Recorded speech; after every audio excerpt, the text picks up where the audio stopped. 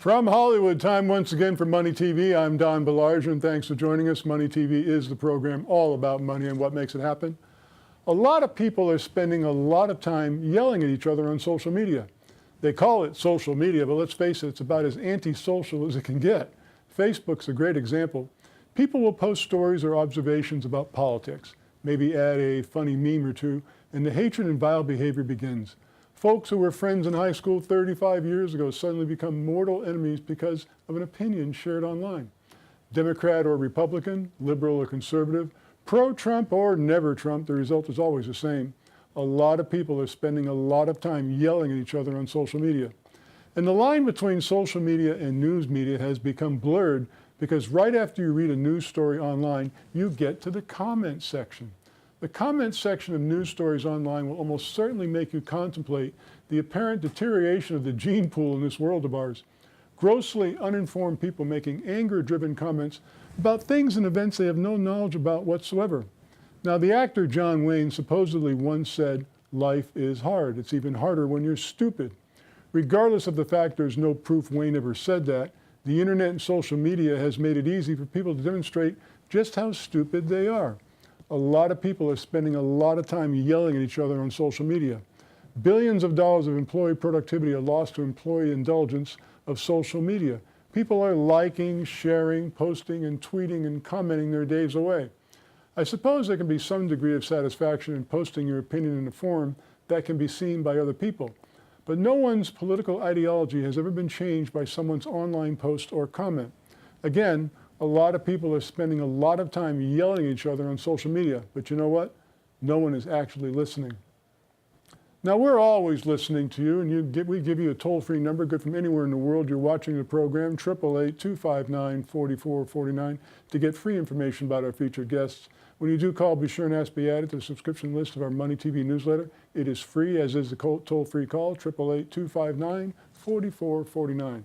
Visit us at MoneyTV.net. And hey, like us on Facebook and follow us on Twitter. Well, our first guest is joining us in studio, Mr. Joe Grimes. Joe is the CEO of a company called Tribal Rides Incorporated. Their website is tribalrides.us. Joe, welcome to the program. Thank you for having me, Don. Well, now, Tribal Rides is one of the most fascinating business models I've come across in some time. I want to congratulate you first, but tell us again, what's the general overview of the company? What is Tribal Rides? So, Tribal Rides started 4 years ago, filing patents for the new disruptive technology for autonomous vehicles. Okay. So basically, self-driving cars. Self-driving cars. And you're basically you've come up with a ride-share app for self-driving cars. Tell us about that. So, ride-sharing has a lot of restrictions. They are late. They take a long time to arrive. They tend to be expensive from our perspective. And if you want to share a ride, you have to share it with strangers, right, to further reduce your costs. Right.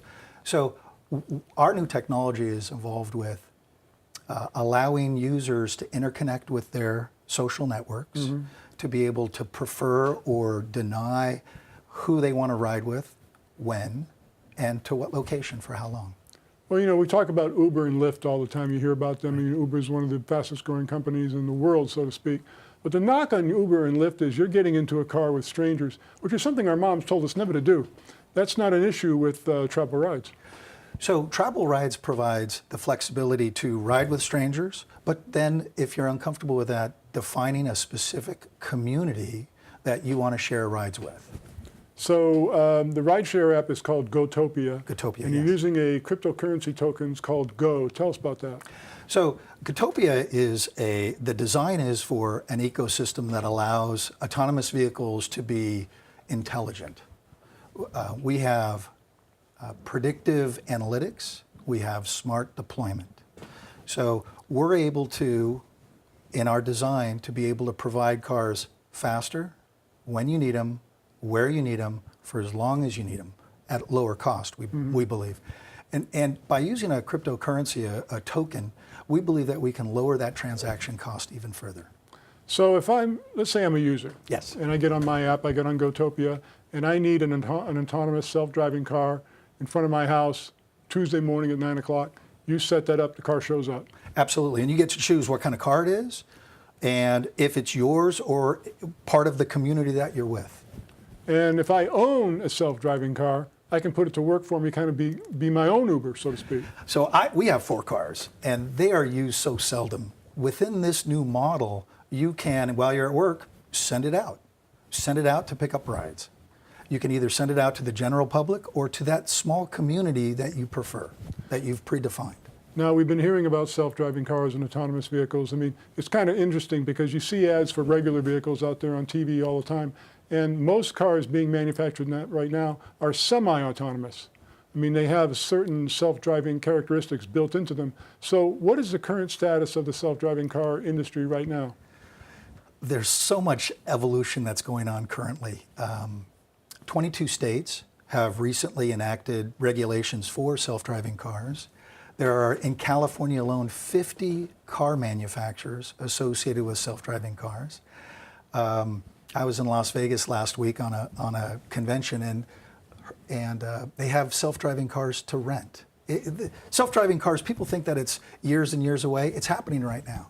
Well, that's what I understand, because as I said, many cars are semi-autonomous already, and with the self-driving cars that are available right now, let's go back to your business model. Please. So again, I'm standing in front of my house, up comes a self-driving car that I've ordered to take me where I want to go, and how does that work? I mean, give me a lowdown, walk me through the procedure. So there's several different ways to use the system. The first is to pre-schedule the ride. So if you work 5 days a week, 8 hours a day, and you want to ride there, it shows up pre-scheduled. Okay. And you get to define what kind of a car, whose car, and when you want it. Okay? Similar to current ride-sharing programs, it shows up, you open the door, you get in, and it takes you to where you want to go. When you're done, you get out.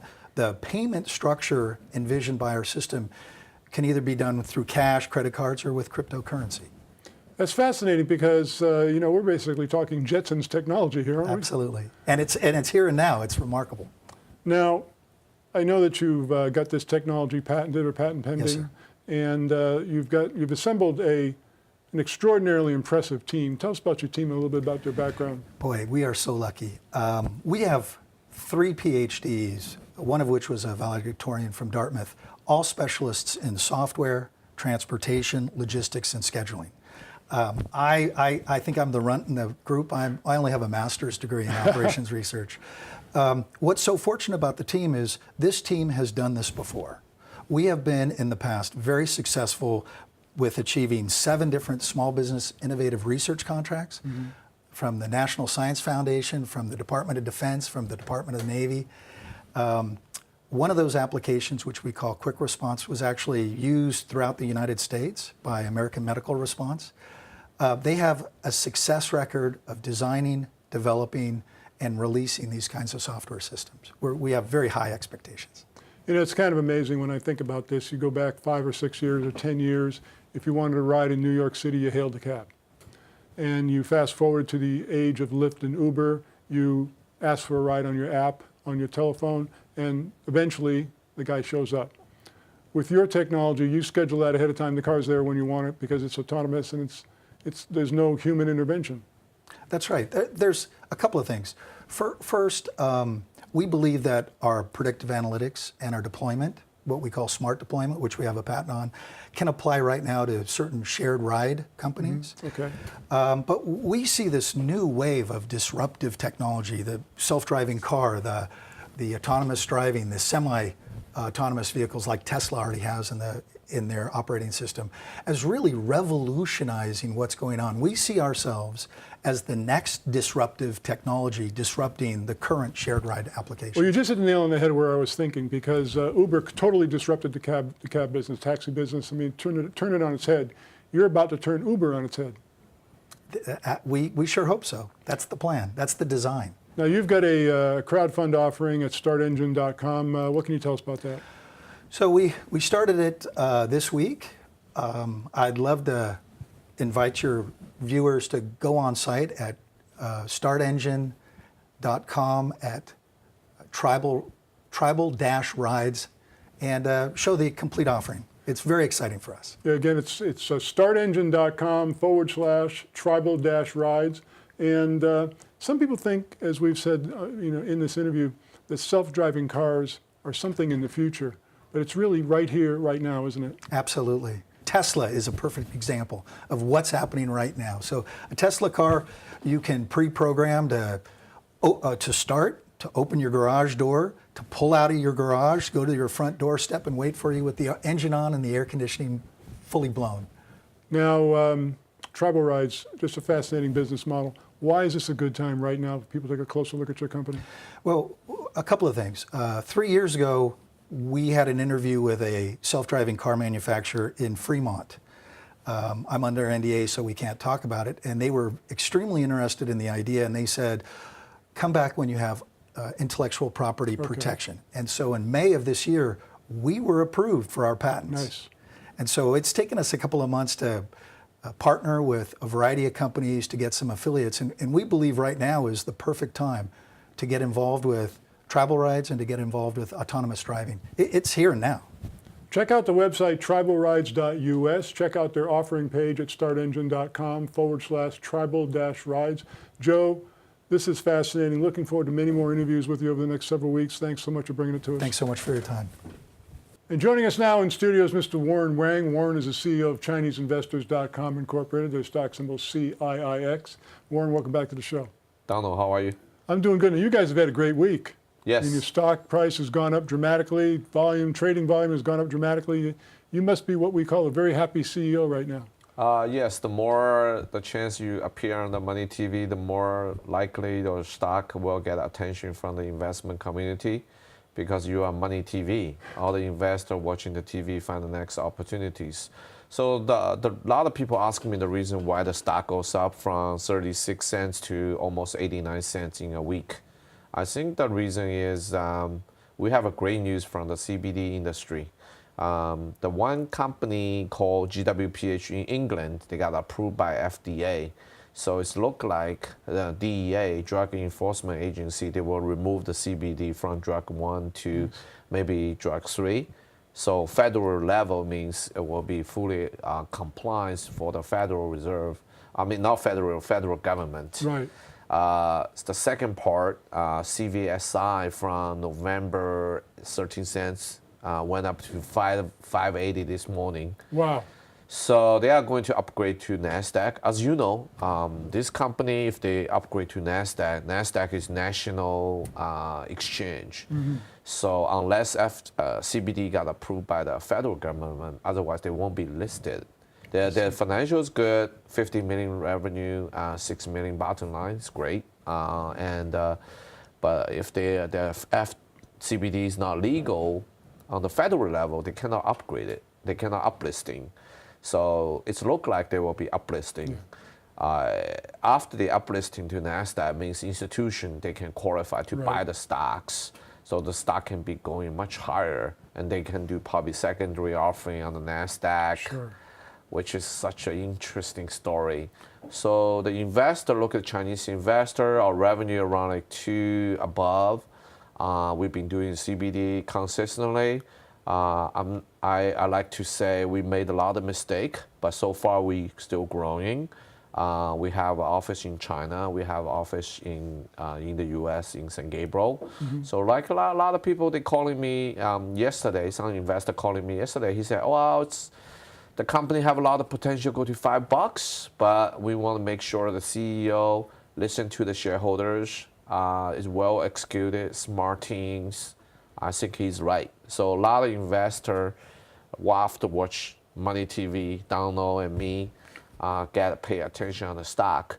So I told my team, I said, well, how we go to $5? We need to bring the revenue, not pump and dump deal. Of course but we want to make sure it's the time for us from defense to offense. The reason is that if federal government maybe remove the CBD from Schedule 1 drug into normal supplement, which is great news for the CBD industry, which I think we need to go for it. We need to bring like 5 million revenue, and we might looking for NASDAQ listing in next 2 years.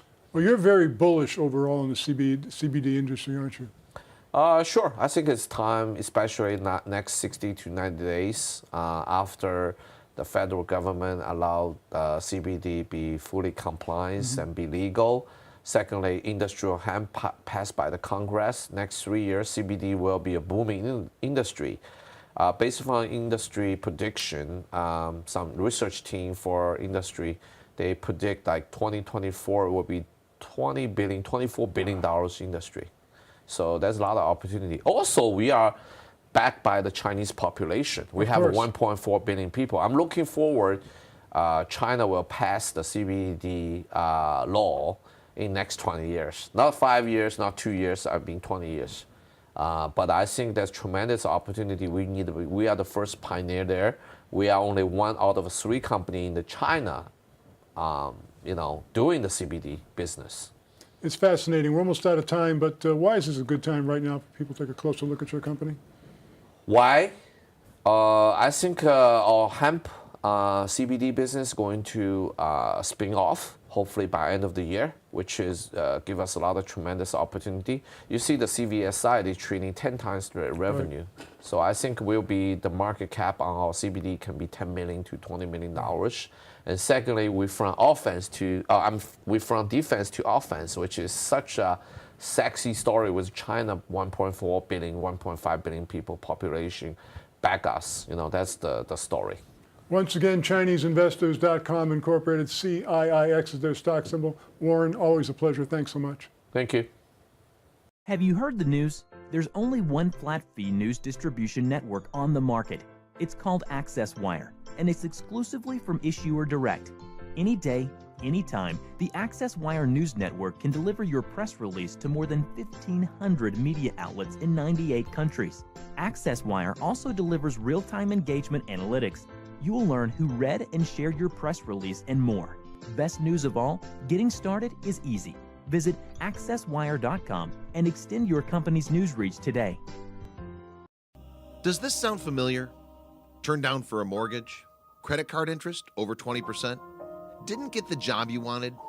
The problem is your credit score. Unsure what your credit score is? Call the Advocacy Network. 321-947-3220. Talk to Carl. He can help you regain your financial independence. Change your life today. 321-947-3220. Talk to Carl. Have you heard the news? There's only one flat-fee news distribution network on the market. It's called Access Wire, and it's exclusively from Issuer Direct. Any day, anytime, the Access Wire News Network can deliver your press release to more than 1,500 media outlets in 98 countries. Access Wire also delivers real-time engagement analytics. You will learn who read and shared your press release and more. Best news of all, getting started is easy. Visit accesswire.com and extend your company's news reach today. We are back. Thanks for staying with us. Joined now direct from Phoenix, Arizona by 2 executives with Single Point Incorporated, SING. Of course, the president of the company, Mr. Will Ralston. Will, welcome back to the program. Thanks, Don. And of course, the CEO, Greg Lambrick. Always great to see you, Greg. Yeah, thank you, Don. Now, Greg, I understand the Form 10 we've been discussing lately is, if not already, it's eminently effective. What can you tell us? Well, as we've told the shareholders before, we've been working on this for a long time, and it's taken more time than we thought and more money. But we're at the point now where any day the 60 days will be up. So we're really excited about that. That's really a big deal for our shareholders and a big deal for Single Point. It's allowing us to be in current negotiations with different institutional investors for quite a lot of funding, and we'll be happy to present what that is in the future, and it's at a very good discount rate. So it's a huge thing for the company, and very, very happy to talk about it. Well, we have talked about this before, being fully reporting. It kind of puts you in an entirely different arena with regards to funding, doesn't it? Well, yeah, I mean, there's 2 things really that happens. One is that now institutional and family offices can invest directly into the company, which is what we're talking about. So we're going to be raising money into Single Point, which we're going to in turn, facilitate some of the acquisitions that we've been looking at, which will increase our revenues, which will help the company. But the other thing is now these family offices and institutional investors can can buy the stock on the open market, which, you know, obviously helps our market cap and our volume. So it's a win-win situation for sure. Well, Will, on the subject of being imminent, you're very close to the Kevin Harrington TV campaign. Any updates there? Yeah, we're very excited about that. We actually just met yesterday with the ad manager that's going to go ahead and run these commercial spots. So it's, again, like a lot of the stuff we've kind of done this quarter, it's kind of taken us a lot longer than we anticipated. But at the end of the day, we're making sure that we do it right, because these are big projects, and they're honestly like some of the big stuff the company's worked on. So we want to make sure we have the right infrastructure and that we go at it and we do the best we can the first time around and then work and refine from there. So very excited to have that launch it, and we hope to run the first set of test commercials in the next couple of weeks here, actually. Well, I'm sure you've seen the media plan. Can you share with us some of the networks you'll be running on?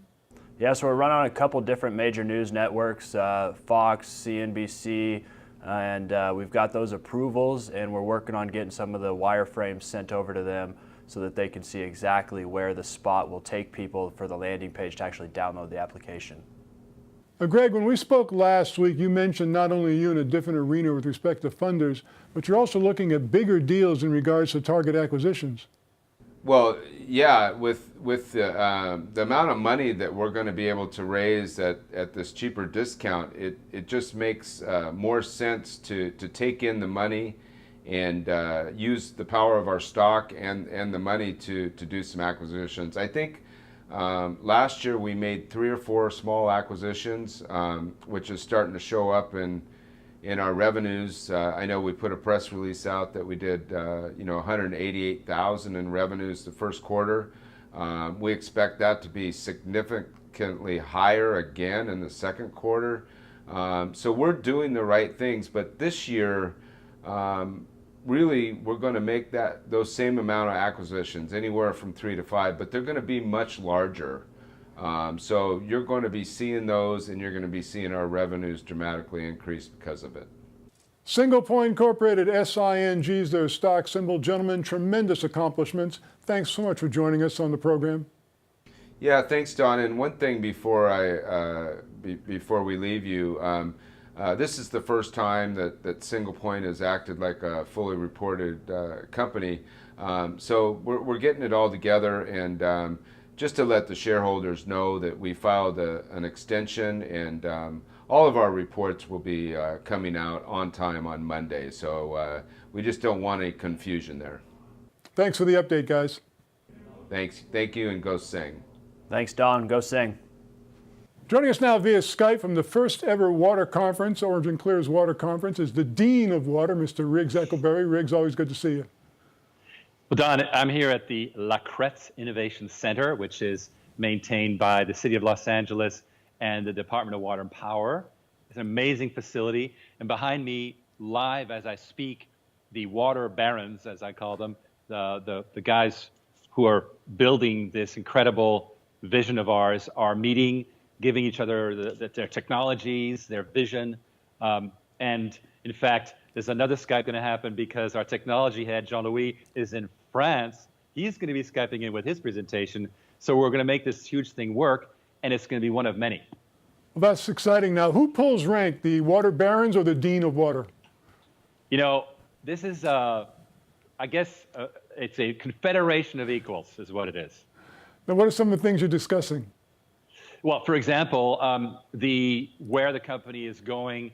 You know, we have a philosophy that many people in water have a problem with how the large companies acquire them, because you've heard of Chainsaw Dunlap. Well, this was a guy who came in and just ripped everything up. And this is what is done when you get acquired, and they have a fatalistic view of, well, I'm going to make a few million, I'll lose everything I built, but at least, you know, my family's taken care of. We think it's better to keep these people in charge, let them build further on their incredible brand that they personally have, and kind of have more of United States of Water, as I call it, more of a federation approach. And this is perfect for that long tail that I was telling you about, all these small operators that are too small for the super big companies to buy, but we can bring them in more as, you know, co-members of this incredible group. Well, you've mentioned on the program before, Riggs, that the evolution of the water business moves at a snail's pace. So by doing what you're doing, you can accelerate that dramatically, can't you? Well, exactly. For example, we have one of our guests here has amazing connections inside government because, as you know, there's a big problem with the algae blooms in Florida and in Texas right now. And we have the technology. I just saw a whole presentation on it. But if you don't have the right connections in government, nothing's going to happen. They are accustomed to wild-eyed inventors coming in and saying, hey, I got a solution. You know, look what Costner went through on that whole big problem with the blowout that they had in the Gulf of Mexico. He just basically was a very, very public failure. So you have to work within the channels, within government, and these people have the connections. We bring them in, all of a sudden our technologies find much faster acceptance and, of course, you know, revenue, they become standards, and that makes us really potentially a dominant company from very small pieces assembled in this long tail concept I'm telling you about. So dealing with governments with respect to water, is that part of the agenda during this water conference? Can you say that again? I said dealing with governments, is that part of your agenda at this water conference that you're in part of right now? So true, because we, you know, I'll give you an example.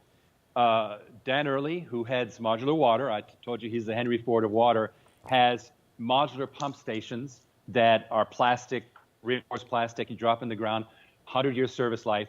And literally, there's one has been put in place at the LA Federal Courthouse, not 3 minutes from here. And all of LA has decaying pump stations that are now just breaking down because of all kinds of issues. This goes in, you got another 100 years for all pump stations in LA, and that's what we can deliver now. But the government has to be involved. Once again, from the first ever Origin Clear Water Conference, we're talking with the Dean of Water, Mr. Riggs Eichelberry. He's also the CEO of Origin Clear. OCLN is their stock symbol. Riggs, thanks so much for sharing this event with us. We really appreciate it. Video next week. Great. On this week's Money Wrap radio program, we're going to talk about Sears being on life support once again. Find a radio station near you or listen online. Go to moneywrap.com. Call us right now, toll free from anywhere in the world, 888-259-4449 for free information about our featured guests. When you do call, be sure and ask to be added to the subscription list of our Money TV newsletter. Again, toll free from anywhere in the world, 888-259-4449. Visit us at moneytv.net and please like us on Facebook and follow us on Twitter. That's our program this week. As always, we'll be back next week. Thanks so much for joining us.